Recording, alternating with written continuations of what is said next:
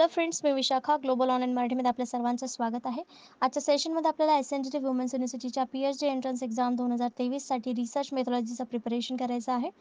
या video through जे तुम्ही प्रिपरेशन करणार आहात, एम-सी-क्यू थ्रू प्रिपरेशन करणार आहात आणि हे तुम्हाला मॅक्झिमम स्कोर करण्यासाठी खूप हेल्पफुल ठरणार आहे. So let's start with today's session. आजचं हे आपलं 9वं लेक्चर आहे. ऑलरेडी 8 लेक्चर्स कंप्लीट झालेले आहेत आपले रिसर्च मेथॉलॉजीचे, जे तुम्हाला हेल्पफुल ठरणार आहेत पुढे एक्झाम स्कोर करण्यासाठी.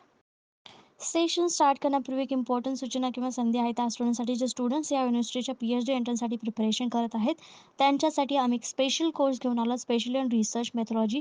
जसं की आपण पॅटर्न बघितला असेल परीक्षेचा, तर आपल्याला माहिती आहे 50% मार्क्स आणि 50% क्वेश्चन्स हे पूर्णपणे रिसर्च मेथॉलॉजीवरती येणार आहेत. सो त्यासाठी स्पेशली आम्ही कोर्स घेऊन आलो रिसर्च मेथॉलॉजीवरचा, जो तुम्हाला हेल्पफुल ठरणार आहे ही एक्झाम क्रॅक करण्यासाठी. या कोर्समध्ये आम्ही तुम्हाला देणार संपूर्ण अभ्यासक्रम, मॉक टेस्ट, संपूर्ण अभ्यासक्रम notes, video lectures plus daily live lectures, 1500 plus MCQ PDF, ज्याची पूर्ण रिसर्च मेथॉलॉजीची तुमची प्रॅक्टिस होणार आहे, सराव होणार आहे एम-सी-क्यू सॉल्व्ह करण्यासाठी. सो या एक्झामची जी फीस आहे, या कोर्सची जी फीस आहे ती आहे ₹699 आणि इकडे दिलेल्या व्हॉट्सअप नंबरला मेसेज करून तुम्ही लगेचच आपल्या कोर्सला जॉईन होऊ शकता आणि प्रिपरेशनला स्टार्ट करू शकता. तर आज आपण युनिट 2 स्टार्ट करतो, ज्याच्यामध्ये basic terms and types of research theory, concept, construct, fact, independent and dependence variable यावरती एम-सी-क्यूज बघणार आहोत. या टॉपिकवरती एम-सी-क्यूज बघणार आहोत आणि त्यातल्या कन्सेप्ट ज्या आहेत त्या समजावून घेणार आहोत. आजचा पहिला प्रश्न आहे, रिसर्च इज संशोधन आहे. काय आहे? ऑप्शन्सपैकी आपल्याला सांगायचं की रिसर्च म्हणजे काय आहे किंवा रिसर्च काय आहे. ऑप्शन्स आहेत, सर्चिंग अगेन अँड अगेन, पुन्हा पुन्हा शोधत आहे. Finding solution to any problem, कोणत्याही समस्येवर तोडगा काढणे म्हणजे research. Working in a scientific way to search for the truth of any problem, कोणत्याही समस्येचे सत्य शोधण्यासाठी वैज्ञानिक मार्गाने कार्य करणे म्हणजे research. None of the above, वरीलपैकी काहीही नाही. तर रिसर्चमध्ये यापैकी कुठला आन्सर आणि कुठलं ऑप्शन जे आहे ते आपल्याला मोस्ट रिलेव्हंट वाटतं आहे किंवा मोस्ट करेक्ट वाटतं आहे रिसर्चसाठीची डेफिनेशन आपण त्याला बोलू शकतो. त्याच्यामध्ये करेक्ट आन्सर आहे C, working in a scientific way to search for truth of any problem. म्हणजे संशोधन म्हणजे काय, थोडक्यात त्यांनी ऑप्शनमध्ये सांगितलेलं आहे, सीमध्ये सांगितलेलं आहे शोध घेणं बरोबर आहे, समस्येवर तोडगा काढणं बरोबर आहे, पण तीन नंबरच्या आपल्याला ऑप्शनमध्ये त्यांनी सायंटिफिक, सर्च फॉर ट्रूथ आणि प्रॉब्लेमसाठीचा सर्च, हे 3 गोष्टी आपल्याला ह्या सी ऑप्शनमध्ये दिसत आहेत. म्हणून आपलं करेक्ट आन्सर जे आहे तिथे सी आलेलं आहे. Research is working in a scientific way to search for truth of any problem.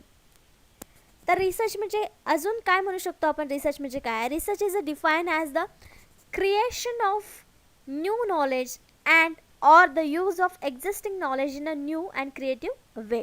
तर त्यांनी काय म्हटलेलं आहे, रिसर्च म्हणजे डिफाईन असं करू शकतो आपण की नवीन नॉलेज क्रिएट करण्याची एक पद्धत आहे किंवा जे आपल्याकडे नॉलेज आहे त्याला वापरून आपण काहीतरी क्रिएटिव्ह बनवण्यासाठीचा एक वे आहे, मार्ग आहे. So as to generate a new concept, म्हणजे नवीन कन्सेप्ट, नवीन संकल्पना तयार करण्यासाठी. मेथोडॉलॉजीज म्हणजे पद्धती तयार करण्यासाठी. अंडरस्टँडिंग्स म्हणजे विचार किंवा समज जे आहेत ते करण्यासाठी ह्या सगळ्या उपयोगी येतात रिसर्च. दिस कुड include synthesis and analysis of previous research to the extent that it leads to new and creative outcomes. तर हे कशासाठी आपल्याला उपयोगी येतं की नवीन क्रिएटिव्ह आउटकम्स आपल्याला मिळण्यासाठी उपयोगी येतात हे रिसर्च. भलेही ते आधीच्या नॉलेजमधून आलेलं असो किंवा नवीन नॉलेज त्याच्यामधून बाहेर आलेलं असो. अशा प्रकारे आपण रिसर्च डिफाईन करू शकतो एकदम सिम्पल लँग्वेजमध्ये. म्हणजे त्याच्यामध्ये कुठल्याही शास्त्रज्ञाची व्याख्या न टाकता आपल्याला जर रिसर्चची व्याख्या करायची असेल तर अशा प्रकारे आपण ही व्याख्या करू शकतो रिसर्चची. नेक्स्ट क्वेश्चन आहे सेकंड नंबरचा. A common test in research demands much priority on, संशोधनातील सामान्य चाचणीला जास्त प्राधान्य मिळण्याची मागणी केली जाते. म्हणजे कुठलीही चाचणी असो, संशोधनामध्ये कुठलीही चाचणी घ्यायची असेल तर त्याच्यामध्ये कुठले गुण असले पाहिजेत किंवा कुठली मागणी आहे की जे असेल तरच आपले संशोधनाची चाचणी योग्य असेल आणि विश्वासार्ह असेल. तर ऑप्शन्स दिले आहेत, रिलायबिलिटी म्हणजे विश्वसनीयता, युजेबिलिटी म्हणजे उपयोगिता, ऑब्जेक्टिव्हिटी म्हणजे वस्तुस्थिती आणि D all of the above, वरील सर्व. तर मेन गोष्ट अशी कुठली आहे ऑप्शन्समध्ये दिलेल्यापैकी, तर इथे विश्वसनीयता देखील पाहिजे आपल्याला, त्याची उपयोगिता देखील पाहिजे, वस्तुस्थिती देखील त्याच्यामधून कळाली पाहिजे. म्हणजे तिन्ही ज्या गोष्टी आहेत त्या आपल्याला इथे आवश्यक दिसतात. म्हणजे कॉमन टेस्टमध्ये आपल्याला ह्या तिन्ही गोष्टींची मागणी केली तरच आपली जी टेस्ट आहे रिसर्चमधली ती एकदम चांगल्या प्रकारे रिझल्ट देईल. मग आपलं इथं करेक्ट आन्सर काय यायला पाहिजे? D, all of the above वरील सर्व. हे रिलायबिलिटी, युजेबिलिटी आणि ऑब्जेक्टिव्हिटी हे तिन्ही गोष्टी आपल्याला रिसर्चमध्ये डिमांडमध्ये असतात किंवा प्रायोरिटी बेसवरती असतात. रिसर्चमध्ये जसे ऑब्जेक्टिव्स असतात किंवा त्याचे गुण जे असतात ते त्याच्यावरतीच आपण टेस्टमधले प्रायोरिटीज ठरवत असतो. तर आपण अजून काय ऑब्जेक्टिव्ज आहेत रिसर्च प्रोजेक्टचे ते बघूयात. The objectives of research project summarize what is to be achieved by the study. Objective काय असतं की जे आपल्याला स्टडीमधून काय मिळवायचं आहे ते समराईज केलेलं असतं ऑब्जेक्टिव्समध्ये. Research objective should be relevant, feasible, logical, observable, unique, vocal and measurable. म्हणजेच त्यांनी काय सांगितलं आहे, रिलिव्हंट म्हणजे संबंधित असलं पाहिजे, फिजिबल म्हणजे व्यवहारी असलं पाहिजे, लॉजिकल तार्किक असलं पाहिजे, ऑब्झर्वेबल म्हणजे निरीक्षण करण्याजोगं असलं पाहिजे आणि युनिकेबल म्हणजे वेगळं काहीतरी असलं पाहिजे आणि मेजरेबल म्हणजे मापता येण्यासारखं देखील ते असलं पाहिजे. Objective is a purpose that can be reasonably achieved within the expected time frame and with the available resources. तर ऑब्जेक्टिव्ह आपण काय करतो, जे आपल्याला सहजासहजी मिळवता येतील आणि आपल्या टाईम फ्रेममध्ये ते मिळवता येतील असे ऑब्जेक्टिव्ह असले पाहिजे आपल्या रिसर्च प्रोजेक्टचे. म्हणजे त्याच्यातून आपल्याला रिसोर्स जे आहेत ते सुद्धा अवेलेबल असले पाहिजेत, तेव्हाच ते आपण ऑब्जेक्टिव्स ठेवू शकतो समोर. रिलायबिलिटी, युजेबिलिटी आणि ऑब्जेक्टिव्हिटी हे एम पण आहेत आपल्या आणि ऑब्जेक्टिव्ह तर आहेच, हे तर आपल्या प्रोजेक्टमध्ये रिसर्च प्रोजेक्टमध्ये असलेच पाहिजेत, पण ते प्रायोरिटी बेसवर असतात. हे बाकीचे जे आहेत ते आपला रिसर्च चांगला होण्यासाठी आपल्याला हे ऑब्जेक्टिव्ह ठेवावे लागतात. नेक्स्ट क्वेश्चन आहे 3 नंबरचा. The essential qualities of researchers are. संशोधकाचे आवश्यक गुण कोणते आहेत? बेसिक लेवलवर जे संशोधकांचे गुण आवश्यक असतात रिसर्च करण्यासाठी ते कोणते आहेत? ऑप्शन्स आहेत स्पिरिट ऑफ फ्री एन्क्वायरी, मुक्त चौकशीचा आत्मा, Reliance on observation and evidence, निरीक्षण आणि पुरावा यावर रिलायन्स म्हणजे विश्वास, सिस्टमायझेशन ऑर थेअरायझिंग ऑफ नॉलेज, ज्ञानाचे सिस्टमायझेशन किंवा सिद्धांत, म्हणजे जे आपल्याकडे नॉलेज आहे त्याला सिस्टीममध्ये एका बांधणे, त्याला सिस्टमाइज करणे, आणि थेअरीज म्हणजे सिद्धांतमध्ये बांधणे, आणि D all of the above वरील सर्व. तर याचं करेक्ट आन्सर काय असायला पाहिजे? एखाद्या संशोधकाकडे हे तिन्ही गोष्टी असतील तर कसा संशोधक होईल? तो एकदम चांगला होईल. हे सगळ्याच गोष्टी असल्या तर संशोधक एकदम चांगला होणार आहे. म्हणजे आपला करेक्ट आन्सर देखील काय असणार आहे? D all of the above वरील सर्व गुण हे एका संशोधकामध्ये आवश्यक आहेत. कंपल्सरी असतील असावेच ही अट नाही आहे, पण हे तिन्ही गुण जर असतील एखाद्या संशोधकामध्ये तर नक्कीच जो रिसर्च असेल किंवा संशोधक असेल तो चांगली माहिती सगळ्यांसमोर आणेल, चांगला रिसर्च एक पुढे येईल जर या सगळ्या गुणांसोबत तो संशोधक असेल तर. म्हणून आपल्या इथे करेक्ट आन्सर काय आलेला आहे? D all of the above वरील सगळ्या गोष्टी, सगळे गुण हे संशोधकामध्ये आवश्यक आहेत. तर त्या व्यतिरिक्त अजून कुठल्या क्वालिटीज रिसर्चर्समध्ये असल्या पाहिजेत ते आपल्याला स्क्रीनवर दिसत आहेत. एक एक करून आपण बघूयात. एक आहे फ्रेंडली विथ रिस्पॉन्डंट, ज्यांच्याकडून आपण डेटा गोळा करतोय, त्यांच्याकडून आपण रिस्पॉन्स मागतोय, त्यांच्यासोबत हे वागणूक ही फ्रेंडली असली पाहिजे, फ्री असली पाहिजे.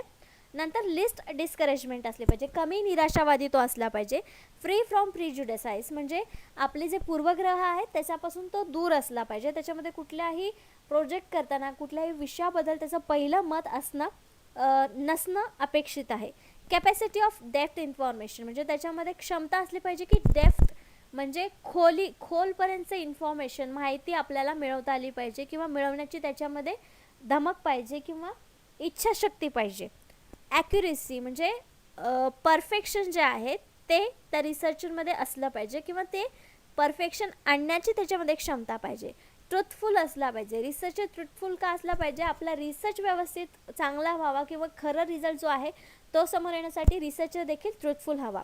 कीन ऑब्झर्वर म्हणजे तो एक योग्य किंवा चांगला निरीक्षक असावा. संशोधक कुठलाही असेल त्याला चांगलं ऑब्झर्वेशन करणं गरजेचं आहे. हा एक गुण आहे, तो खूप महत्त्वाचा आहे. त्यातूनच त्याचा रिसर्चचा विषय किंवा इन्फॉर्मेशन ही त्याला मिळत असते. केअरफुल इन लिसनिंग, जसं ऑब्झर्वेशन चांगला पाहिजे तसं ऐकण्यामध्ये देखील तो चांगला पाहिजे.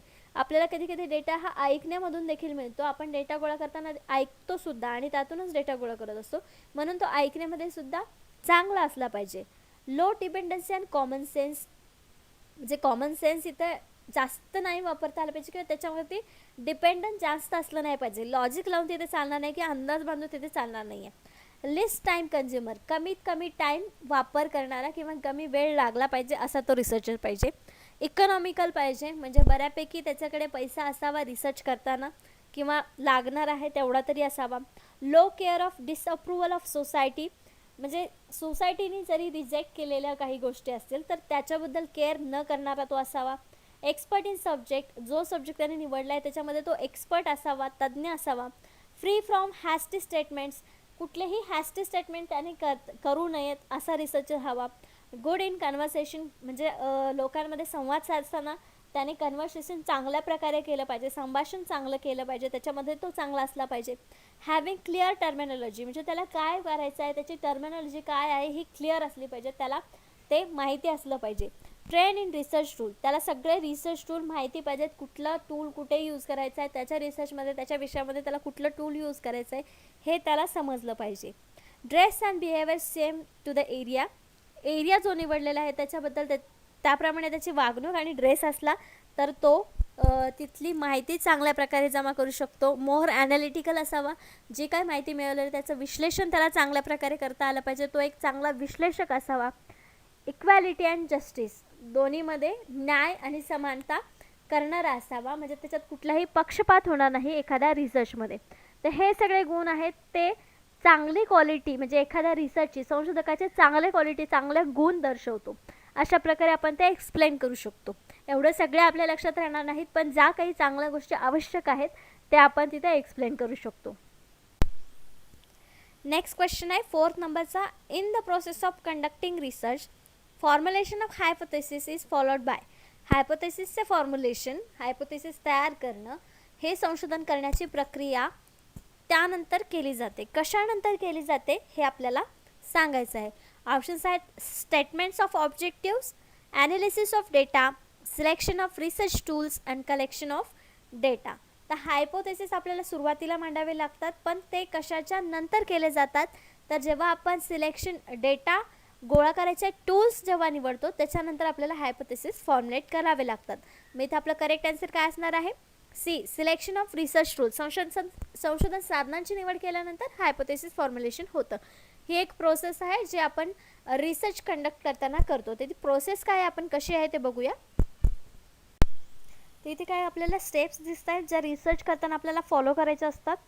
तर पहिली स्टेप आहे चूज अ टॉपिक. सगळ्यात पहिला आपल्याला टॉपिक चॉईस करायचा असतो, कुठला टॉपिक घ्यायचा आहे आणि त्याच्यावरती डीप स्टडी करून मग बाकीचं गोष्टी करायच्या असतात किंवा बाकीचं स्टेप्स फॉलो करायचे असतात. सेकंड स्टेप्समध्ये कलेक्ट बॅकग्राऊंड इन्फॉर्मेशन, म्हणजे त्याच्याबद्दल कोणी काही आधी लिहिलेलं आहे का, त्याच्यावर काही लिखाण झालेलं आहे का याच्याबद्दल करायचं असतं. नंतर ऑर्गनाइज इन्फॉर्मेशन अँड सायटेशन, जी काही इन्फॉर्मेशन आहे आपण माहिती गोळा केलेली आहे त्याच्यामधून ऑर्गनाइज करायची असते माहिती. आणि जी माहिती आपण कलेक्ट करतो डेटा कलेक्शनमध्ये पद्धती कुठल्या कुठल्या वापरायच्या आहेत हे आपल्याला थर्ड स्टेपमध्ये करावं लागतं. त्याच्यामध्येच आपण हायपोथेसिस वगैरे रेडी करतो. आणि नंतर फोर्थ स्टेप असते की जी इन्फॉर्मेशन आपण मिळवलेली आहे त्याच्यामध्ये इन्फॉर्मेशन इव्हॅल्युएट करायची असते. राईट रिसर्च क्वेश्चन, जिथं क्वेश्चन आपण तयार करतो तो तिथे मांडायचा असतो नेमक्या ह्याच्यात ज्याचा आपण डेटा कलेक्ट करतो त्याच्यामध्ये. त्याच्यानंतर मग ड्राफ्ट तयार होतो. या सगळ्या स्टेप्स केल्यानंतर आपण एक ड्राफ्ट तयार होतो, म्हणजे रफ जे आपण काम करतो त्याच्यावरती ते एक ड्राफ्ट तयार होतो. आणि ड्राफ्ट नंतर मग 6व्या स्टेपमध्ये त्याच्यामध्ये अजून काय करेक्शन्स आहेत, एडिटिंग आहे, रिवाईज करायचं आहे ते 6व्या स्टेपमध्ये. आणि 7व्या स्टेपमध्ये मग फायनल राईट असतं, फायनल ड्राफ्ट होतो. आणि सायटेड रेफरन्स, जे रेफरन्स आपण वापरलेले आहेत स्टडीसाठी आपल्या रिसर्चसाठी ते 7th स्टेपमध्ये येतात. अशा 7 स्टेप आहेत ज्याच्यामध्ये आपण रिसर्च कंप्लीट करत असतो प्रोजेक्टमध्ये. ही एक प्रोसेस आहे, त्या प्रोसेसनुसारच आपल्याला कंप्लीट रिसर्च करायचा असतो, तरच तो रिसर्च जो आहे तो व्हॅलिड असतो.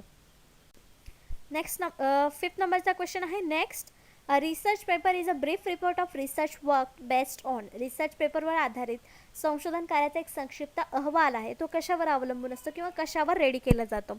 ऑप्शन्स आहेत प्रायमरी डेटा ओनली, केवळ प्राथमिक डेटा, सेकंडरी डेटा ओनली, केवळ दुय्यम data, both primary and secondary data, प्राथमिक आणि माध्यमिक दोन्ही data, none of the above, वरीलपैकी काहीही नाही. त्याच्यामध्ये जास्त रिलेव्हंट आणि जास्त परफेक्ट जे आन्सर आहे ते आहे C, both primary and secondary. आपण जो रिसर्च तयार करतो त्याच्यामध्ये कोणतेही डेटा वापरू शकतो, फक्त प्रायमरी किंवा फक्त सेकंडरी वापरू शकत नाही. दोन्ही प्रकारचा डेटा आपण त्याच्यामध्ये इन्क्लूड करू शकतो आपल्याला चांगल्या प्रकारचा रिसर्च घ्यायचा असेल तर. मग इथे करेक्ट आन्सर आपलं सी असणार आहे, फक्त प्रायमरी किंवा फक्त सेकंडरी नसणार आहे आणि त्यामुळे नन ऑफ द अबव सुद्धा नसणार आहे. सी आपलं परफेक्ट आन्सर आहे, करेक्ट आन्सर आहे. तर डेटा प्रायमरी डेटा आणि सेकंडरी डेटा काय आहे तो आपण बघूया. Primary data is a type of data that is collected by researcher directly from the main source, while secondary data is the data that has already been collected through primary source and made readily available for researchers to use their own research. तर primary data म्हणजे ज्याच्यामधून स्वतः researcher माहिती गोळा करतोय main सोर्समधून, आणि secondary data जो already एखाद्या प्रायमरी डेटामधून गोळा करून रेडी केलेला आहे. जसे की लायब्ररीमध्ये जे बुक्स असतात ते वापरून जेव्हा आपण ते रिसर्च करतो तेव्हा तो सेकंडरी डेटा असतो, आणि इंटरव्ह्यू क्वेश्चनायर वापरून जेव्हा आपण डेटा गोळा करतो तो प्रायमरी डेटा असतो, कारण त्याच्यामध्ये आपण स्वतः डेटा गोळा करत असतो. तर हे दोन टाईप्स आहे, प्रायमरी आणि सेकंडरी डेटा. मग हे दोन्ही वापरून आपण एक चांगला रिसर्च तयार करू शकतो. म्हणून आपलं करेक्ट आन्सर आलं होतं की कुठलंही ब्रीफ करताना किंवा वर्क रिपोर्ट तयार करताना, संशोधनाचा रिपोर्ट तयार करताना आपण दोन्ही प्रकारच्या डेटाचा वापर तिथे करू शकतो. तर दोन्हीमध्ये इथे फरक आपल्याला दिला ते बघूया. Primary data is a kind of data that is collected directly from the data source. जसं आपण म्हटलं की प्रायमरी डेटा हा डायरेक्टली डेटा सोर्समधून माहिती गोळा करत असतो. Primary data is any original information that you collect from the purpose of answering your research question. जो तुमचा क्वेश्चन आहे रिसर्चचा त्याला डायरेक्टली आन्सर करणारा हा डेटा असतो, जो प्रायमरी डेटा असतो तो. तर तेच सेकंडरी डेटा काय आहे. Secondary data is the data that is collected through primary source and made available for researchers to use their own research. तर सेकंडरी डेटा असा आहे जो प्रायमरी डेटामधून आधी गोळा केलेला असतो आणि नंतर दुसऱ्या रिसर्चर्सला तो उपयोगी येवा त्यांच्या रिसर्चसाठी अशा प्रकारचा तो डेटा गोळा केलेला असतो. मग तो सेकंडरी डेटा येतो. Secondary data is information that has been collected by other researchers and you are using it. म्हणजे ऑलरेडी कुठल्या तरी संशोधकांनी तो गोळा केलेला असतो इन्फॉर्मेशन डेटा, आणि तो तुमच्या रिसर्चसाठी तुम्ही यूज करत असतात, त्याला आपण सेकंडरी डेटा बोलतो. तर अशा प्रकारचे हे दोन डेटा प्रकार आहेत. नेक्स्ट क्वेश्चन आहे 6 नंबरचा. An appropriate source to find out descriptive information is. वर्णनात्मक माहिती शोधण्यासाठी योग्य स्रोत कोणता आहे किंवा म्हणजे काय आहे. ऑप्शन्स आहेत बिब्लिओग्राफी, ग्रंथसंग्रह, डिरेक्टरी, निर्देशिका, एन्सायक्लोपीडिया, विश्वकोश आणि डिक्शनरी शब्दकोश. या सगळ्यांमध्येच आपल्याला वर्णनात्मक माहिती मिळू शकते, पण त्याचं प्रमाण कमी जास्त असतं. पण एक असं स्रोत आहे ज्याच्यामध्ये तुम्हाला खूप माहिती मिळते, खूप प्रमाणात माहिती मिळते, जो वर्णनात्मक स्रोत, माहितीचा स्रोत ज्याला आपण म्हणू शकतो. तो करेक्ट आन्सर आहे सी, एन्सायक्लोपीडिया विश्वकोश. हा आपणच नाही, जो रिसर्च करतो आहे तो प्रत्येकजण या प्रकारच्या किंवा या एन्सायक्लोपीडियाचा वापर आपल्या रिसर्चसाठी करत असतो, कारण हा एकमेव वर्णनात्मक माहिती शोधण्यासाठीचा मोठा स्रोत आहे. बाकी जे आहेत ते देखील त्यातून आपण माहिती मिळवतो, पण हा ऑनलाईन आणि इझिली अवेलेबल होणारा स्रोत आहे. म्हणून जास्ती करून बहुतेक करून रिसर्चर्स याला वापरतच असतात. Encyclopaedias attempt to summarise knowledge in relatively short articles. म्हणजे जे काही नॉलेज आहे आपलं ते शॉर्ट आर्टिकल्समध्ये हे समराइज करतं, सारांश रूपात हे लिहितं. As well as providing basic overviews of topics and answer to simple facts. जे रिअल फॅक्ट्स आहेत, सत्य आहेत, त्याला साध्या भाषेमध्ये कन्वर्ट करून हे एन्सायक्लोपीडिया आपल्याला प्रोव्हाइड करत असतात. Encyclopaedia perform the function of providing context, in the other words identifying where the topic fits the overall theme of knowledge. तर जिथं आपल्याला नॉलेज पाहिजे असतं ते सगळं नॉलेज आपल्याला एन्सायक्लोपीडियावरती मिळतं. जे आपल्याला वर्ड्सच्या फॉर्ममध्ये पाहिजे असतं ते सगळं नॉलेज आपल्याला इथे एन्सायक्लोपीडियावर मिळतं, जे सगळ्या रिसर्चर्सला उपयोगी ठरतं किंवा जे स्टुडंट्स आहेत त्यांना देखील हे उपयोगी पडत असतं. नेक्स्ट क्वेश्चन आहे 7th नंबरचा. Controlled group is a term use in dash dash. नियंत्रित गट ही संज्ञा डॅश डॅशमध्ये वापरली जाते. कशामध्ये? ऑप्शन्स आहेत सर्वे रिसर्च, सर्वेक्षण संशोधन, हिस्टोरिकल रिसर्च, ऐतिहासिक संशोधन, एक्सपेरिमेंटल रिसर्च, प्रायोगिक संशोधन आणि डिस्क्रिप्टिव्ह रिसर्च, वर्णनात्मक संशोधन. तर कंट्रोल ग्रुप ही टर्म सी, एक्सपेरिमेंटल रिसर्च, प्रायोगिक संशोधन यामध्ये वापरली जाते. याचं करेक्ट आन्सर सी आहे, एक्सपेरिमेंटल रिसर्च. कसं? The control group is composed of participants who do not receive the experimental treatment. When conducting an experiment, these people are randomly assigned to be in this group. They also closely resemble to the participants who are the experimental group or the individuals who receive the treatment. The control group मध्ये जे elements असतात किंवा जे participants असतात ते experimental ट्रीटमेंटपासून दूर असतात, त्यांना एक्सपेरिमेंटल ट्रीटमेंट मिळत नाही. एक्सपेरिमेंट रिसर्चमध्येच हे कंट्रोल ग्रुप असतात, कारण त्यांना एक्सपेरिमेंटल ट्रीटमेंट मिळत नाही, एका लिमिटमध्येच त्यांना ठेवलं जातं. ते सगळ्यांना आपण कंट्रोल ग्रुप असं म्हणतो. म्हणजे सिलेक्ट झालेले आहेत ते पार्टिसिपंट तर आहेत त्या एक्सपेरिमेंटचे, त्या रिसर्चचे, पण त्यांना ती ट्रीटमेंट मिळणार नाही जे बाकीच्या पार्टिसिपंट्सला मिळणार आहेत. मग ते जे सोडलेले असतात, जे रँडम सिलेक्ट केलेले ग्रुप्स असतात, ते कंट्रोल ग्रुप्स आहेत असं आपण म्हणू शकतो.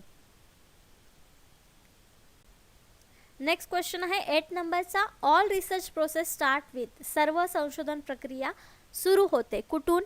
ऑप्शन्स आहेत हायपोथेसिस परिकल्पना, एक्सपेरिमेंट्स टू टेस्ट हायपोथेसिस गृहीतकपणाचे परीक्षण करण्यासाठी प्रयोग, सी ऑब्झर्वेशन निरीक्षण, D all of the above. तर याचं करेक्ट आन्सर आहे ते आहे सी ऑब्झर्वेशन निरीक्षण. निरीक्षणापासून सगळ्या संशोधनाची सुरुवात होते, कारण जेव्हा आपल्याला रिसर्च क्वेश्चन चॉईस करायचा असतो तेव्हा देखील आपल्याला ऑब्झर्वेशन करूनच तो क्वेश्चन, तो प्रॉब्लेम बघायचा असतो, चॉईस करायचा असतो, नंतरच त्यावरती रिसर्च सगळा सुरू होतो. म्हणून all research process start with observation. सर्व संशोधन प्रक्रिया निरीक्षणापासून सुरू होते, म्हणून आपलं करेक्ट आन्सर इथे सी आहे. तर ऑब्झर्वेशनचं महत्त्व काय आहे आपल्याला रिसर्चमध्ये? Observation provides the most accurate information about people, their task and their needs. म्हणजे लोकांबद्दल सगळी इन्फॉर्मेशन आपल्याला ऑब्झर्वेशनमधून मिळते. त्यांच्यासाठीचे टास्क, त्यांच्या गरजा कुठल्या कुठल्या आहेत. Since we are most interested in people's behavior, observing the most important of these activities because it provide most accurate information about people, their task and their needs. तेच सांगितलेलं आहे की काय आहे आपल्याला ऑब्झर्वेशनमध्ये काय मिळतं. जर आपल्याला पीपलच्या वागण्यावरती रिसर्च करायचा आहे, त्याच्यामध्ये आपल्याला इंटरेस्ट आहे, तो आपला विषय आहे, तर त्यांना ऑब्झर्व करणं हे सगळ्यात महत्त्वाचं आहे, कारण त्याच्यामध्येच आपल्याला जास्त व्हॅलिड आणि भरपूर ॲक्युरेट माहिती त्यातूनच मिळते ऑब्झर्वेशनमधून. म्हणून ऑब्झर्वेशन ही सगळ्या प्रक्रियांची सुरुवात आहे रिसर्चमध्ये. रिसर्चमध्ये ऑब्झर्वेशनला खूप महत्त्व आहे असं आपण म्हणू शकतो. नेक्स्ट क्वेश्चन आहे 9th नंबरचा. The quality of research study is primarily assessed on.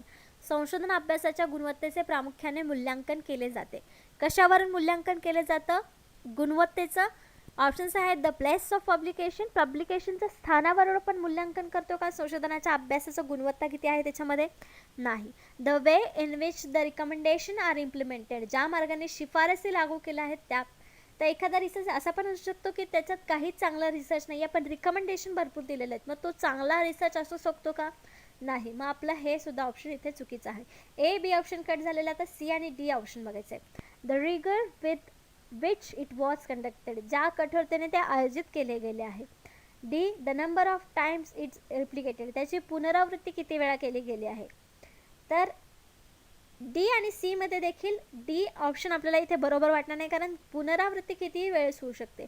भले त्याचा कंटेंट किती चांगला असो नसो, विषय सोपा असला तरी त्याची पुनरावृत्ती होऊ शकते, पण त्याच्यामध्ये तेवढा चांगला अभ्यास आहे किंवा गुणवत्ता त्याच्यामध्ये चांगली आहे हे त्याचं मूल्यांकन तिथे होऊ शकत नाही. मग आपलं करेक्ट ऑप्शन इथे काय असणार आहे? C the rigour with which it was conducted. ज्या कठोरतेने हे आयोजित केले गेलेले, म्हणजे त्याच्यामध्ये कुठले कुठले कष्ट घेतलेत, कुठल्या पद्धती वापरल्यात, हे जेव्हा मूल्यांकन होईल तेव्हा त्याचं गुणवत्ता लक्षात येईल. म्हणजे संशोधन अभ्यासाच्या गुणवत्तेचे प्रामुख मूल्यांकन कशावर केलं पाहिजे? त्याची जी कठोरता आहे, the rigour with which it is conducted. ज्या कठोरतेने हे तयार केलं गेलं आहे त्याच्यावरून त्याचं मूल्यांकन केलं गेलं पाहिजे. म्हणून आपलं करेक्ट आन्सर इथं सी आहे. Quality research most commonly denotes the scientific process including all aspects of study design. तर क्वालिटी रिसर्चमध्ये काय महत्त्वाचं असतं? सायंटिफिक प्रोसेस, वैज्ञानिक स्टेप्स असते, प्रोसेस असते, प्रक्रिया असते, ती त्याच्यामध्ये असली पाहिजे. आपल्या अभ्यासाच्या रचनेमध्ये त्याला इन्क्लूड केले गेलेलं पाहिजे, तेव्हा ते एक क्वालिटी रिसर्च होईल. In particular it relates to the judgement regarding the match between the methods and question. जे क्वेश्चन्स आणि पद्धती आपण वापरणार आहोत ते सुद्धा त्याच्यामध्ये व्यवस्थित फिट करता आलं पाहिजे, त्याचं जजमेंट आपल्याला असलं पाहिजे. Selection of subject, measurement of outcome and protection against systemic bias. Non systemic bias. तर हे सगळ्या ज्या गोष्टी आहेत की पक्षपातीपणा, अपक्षपातीपणा, मोजमाप जे आपल्या आउटकम्स येणार आहेत, निष्कर्ष येणार आहेत, त्याचं मोजमापामध्ये मांडणी करणं किंवा टॉपिक विषयाची निवड करणं, हे सगळे महत्त्वाचे विषय आहेत. त्यावरून आपल्या रिसर्चची क्वालिटी कळते किंवा क्वालिटी मेंटेन राहण्यासाठी हे सगळं आपल्याला व्यवस्थित करणं गरजेचं असतं. तेव्हाच तो एक क्वालिटी रिसर्च पब्लिश होतो किंवा समोर येतो. नेक्स्ट क्वेश्चन आहे 10th नंबरचा. Research methodology refers to. Research मेथॉडॉलॉजीचा संदर्भ काय आहे? रिसर्च मेथॉडॉलॉजी म्हणजे आपण जो विषय आत्तापर्यंत अभ्यासतोय तो संशोधन कार्यपद्धती, त्याचा संदर्भ काय आहे? ऑप्शन्स आहेत the sampling techniques, the tools that researcher use, the chain of association between research question and the research design, qualitative methods, गुणात्मक पद्धती. रिसर्च मेथॉडॉलॉजीमध्ये सगळ्याच गोष्टी आल्या पाहिजेत. मग त्याच्यामध्ये सॅम्पलिंग आलं पाहिजे, टूल्स आले पाहिजेत, क्वालिटेटिव्ह मेथड्स आल्या पाहिजेत. मग ह्या तिन्ही ऑप्शन्स असलेला एखादा ऑप्शन्स आपल्याला इथे दिलेलं नाही आहे. मग ह्या तिन्ही पण एकाच गोष्टीमध्ये, एकाच ऑप्शनमध्ये इन्क्लुडेड आपल्याला दिसत आहेत की the chain of association between research question and the research design. संशोधन प्रश्न आणि संशोधन रचना यांच्यातली एक साखळी म्हणजे रिसर्च मेथॉडॉलॉजी. ही डेफिनेशन आपण इथे करू शकतो रिसर्च मेथॉडॉलॉजीची. म्हणून आपलं करेक्ट आन्सर इथे काय आहे? सी. बाकीचे तिन्ही ऑप्शन देखील तर रिसर्च मेथॉडॉलॉजीमध्ये इन्क्लुडेड आहेत, पण योग्य डेफिनेशन रेफर्स टू संदर्भ हा आपण सी ऑप्शननीच देऊ शकतो. म्हणजे इथे करेक्ट ऑप्शन सी आहे. Research methodology is specific procedure और technique use to identify, select, process and analyse information about the topic. तर रिसर्च मेथॉडॉलॉजी काय करते? आपल्याला एखाद्या टॉपिकविषयी चांगली माहिती मिळवण्यासाठी एक प्रोसिजर, प्रक्रिया, टेक्निक्स, तंत्र कुठले यूज करायचे किंवा कुठली प्रोसेस यूज करायची, विश्लेषण कसं करायचं, सिलेक्ट कसं करायचं, या सगळ्याबद्दल रिसर्च मेथॉडॉलॉजी आपल्याला माहिती देत असते. In research paper, the methodology section allows the reader to critically evaluate study overall validity and reliability. तर रिसर्च पेपरमध्ये मेथॉडॉलॉजी जी आहे, म्हणजे रिसर्च मेथॉडॉलॉजी जी आहे ती त्याची वैधता किती आहे, त्याची विश्वासार्हता किती आहे हे मूल्यांकन करण्यासाठी महत्त्व देते.